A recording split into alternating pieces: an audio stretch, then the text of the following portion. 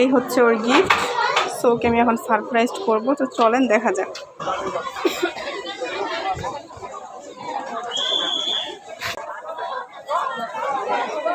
মোটু ধর তোর birthday gift দেখ।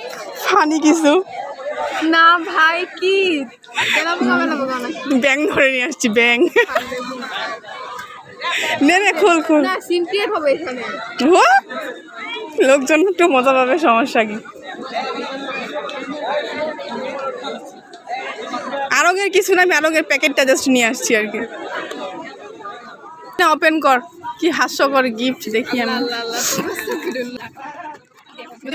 হ্যালো, আসসালামু আলাইকুম। কি অবস্থা সবার? আরেকটা পুরাতন ভিডিও নিয়ে চলে আসছি। এটা ছিল স্বর্ণার বার্থডের একটা ব্লগ সারপ্রাইজ ভিডিও, যেটা আমি ফেব্রুয়ারি মাসে আপলোড করেছিলাম। বাট সাডেনলি একটা মিউজিক অ্যাড করার কারণে আমার আসলে ভিডিওটা কপিরাইট চলে আসে, আর সেটা আমি অনেক দিন আগে ডিলিট করে দিয়েছিলাম। তো ভাবলাম যে আমার মেমোরি থেকে একটা ভিডিও ডিলিট হয়ে যাচ্ছে, তো আমি সেটা কেন না আবার রিআপলোড করি, তাই চলে আসলাম সেটা ভয়েস ওভার দিয়ে রিআপলোড করতে। তো এটা ছিল স্বর্ণাকে একটা সাডেনলি সারপ্রাইজ দেওয়ার ভিডিও। তার বার্থডেতে তাকে আমি সুন্দর করে একটা সাকসেসফুল সারপ্রাইজ দিয়েছিলাম।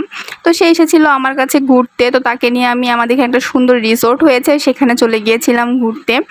তো সেখানে গিয়ে আমি তাকে তার সারপ্রাইজ গিফটটা তার হাতে দেই, অ্যান্ড সে এত বেশি খুশি হয় কি বলবো। সামনের ক্লিপটাতে তো আপনারা দেখতেই পেলেন যে সে কি পরিমাণ খুশি হয়েছে। আর সে ভাবতেই পারে নাই যে আমি তাকে এত সুন্দর করে সাকসেসফুলভাবে সারপ্রাইজ করতে পারবো। তো এখানে সে তার গিফটগুলো ওপেন করছিল।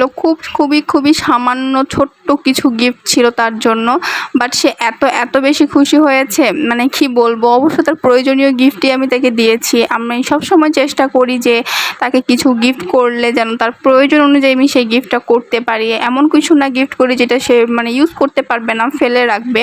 ফাইনালি সে তার গিফটগুলো পেয়ে অনেক বেশি খুশি ছিল।